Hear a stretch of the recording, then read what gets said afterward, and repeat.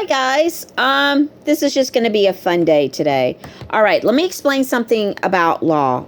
Someone who actually studied some law and someone who actually took constitutional classes.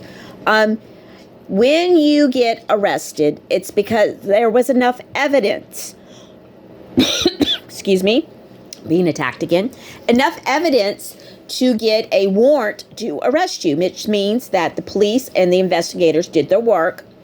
They presented it to the public defender, and then the public defender looks over it and says, yes, there's enough there. And they bring it to the judge, and the judge looks at it and says, okay, yeah, there's enough there. Then they send the police out to arrest you. If you don't have enough evidence, they're not going to send it in front of a judge because a judge is going to say no. Now, once they have enough evidence, you go to court. Then what happens is you defend yourself. The prosecutor's job is to say that the evidence that they have is true, that it really happened. This is it. Your job is to defend yourself and say, no, that's not what happened. That wasn't me. I wasn't there. Look, that's not even what I look like, or something like that. Okay? Then the judge that is presiding the case, if he's the one that's going to call it, then he's the one that looks at all the evidence, hears both sides, and then he makes a call. Sometimes people don't want just a judge to do it. They want a jury of their peers. So when that happens, then the jury gets to look at all of this stuff, and they have to listen to both sides, and they make up their mind. All right, do you understand what I'm saying? Okay, when you do a plea deal, no evidence is presented to a judge, nor is it presented to a jury. What you have done is you have said, yes, I committed this crime. I am guilty. And the judge asks you, are you sure you want to plead guilty to these charges? And you say, yes. You have to sign. You admit that you did this crime. Now, the paperwork that's out there that he signed, it's written in there exactly what he did. He signed it, guys. There's a copy of his signature on that paperwork. He did not have a trial. There was no trial. He just went in front of the judge and said, I plead guilty to this charge. Now, before you even got to that point, his attorney and the prosecutor had to talk and figure out what charges that the prosecutor would, let's say, allow. And they came to an agreement on this one particular charge, which kept him from being registered as a sex offender. If he had gone through a trial and was found guilty, then he would have been registered as a sex offender. So in order to make sure that didn't happen, he took a plea deal on a lesser charge that he signed and said, yes, I'm guilty of that charge. Okay, do you follow what I'm saying? I have the copy of the signatures. I'm not going to post it on here, but I want you to listen to the way that he explains it. Okay? And if you don't believe me, then please ask an attorney yourself how plea deals work. You don't have to take my word for it. And please, dear Jesus, don't take his word for it the way the court system works, because he's telling you something that does not happen. All right, so let's play the video and I'm going to let you hear it in his words, what he is claiming. People saw that article, both digitally and in print. It's still up on the website. So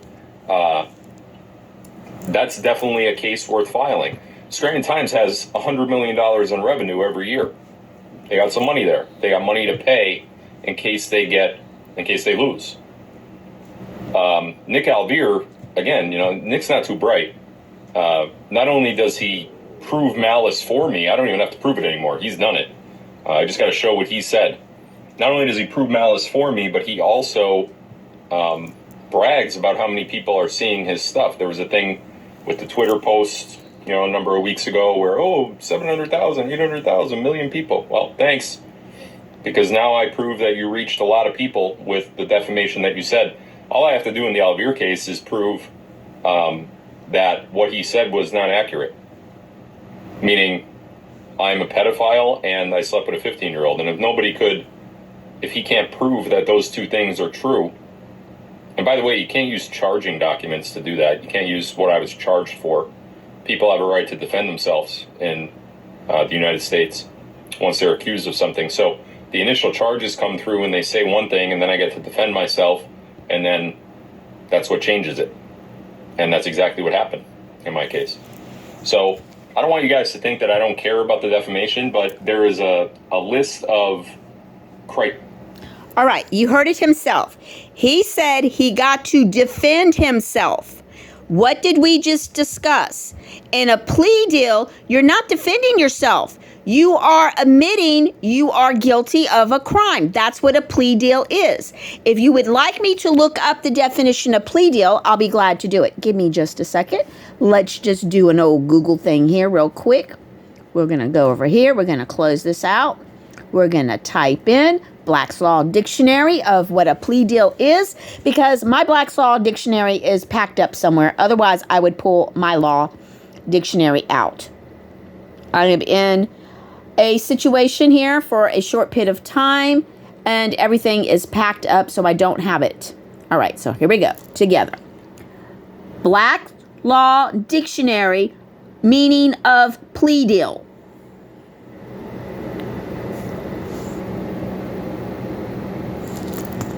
According to law, Cornell, Cornell University, plea bargains are agreements between defendants and prosecutors in which defendants agree to plead guilty to some or all of the charges against them in exchange for concessions from the prosecutors.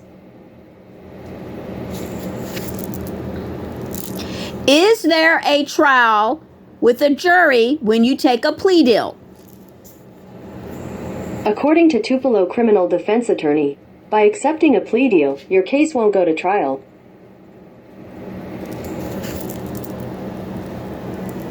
All right, guys, I did it live for you. You heard it.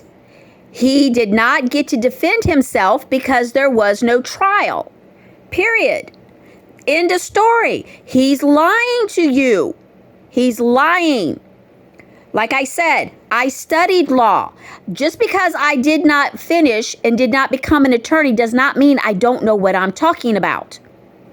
I only took law to have an understanding how to defend myself and to understand law. That's why I took it. I have no intentions of being an attorney. I'm not claiming to be an attorney. I only said I studied law. I know law. And what he is saying is a lie. And I just proved it. So if you don't believe me, look it up yourself. All right, guys, do know everything he is saying is not true. The only reason why they used what they charged him on, the arresting work, what the police pulled out, was to show you what they had on him, because there was no evidence presented. Therefore, there's no evidence in court documents because there was no trial. Get it? Got it? Hope so. Have a great day. Any questions? Reach out to me.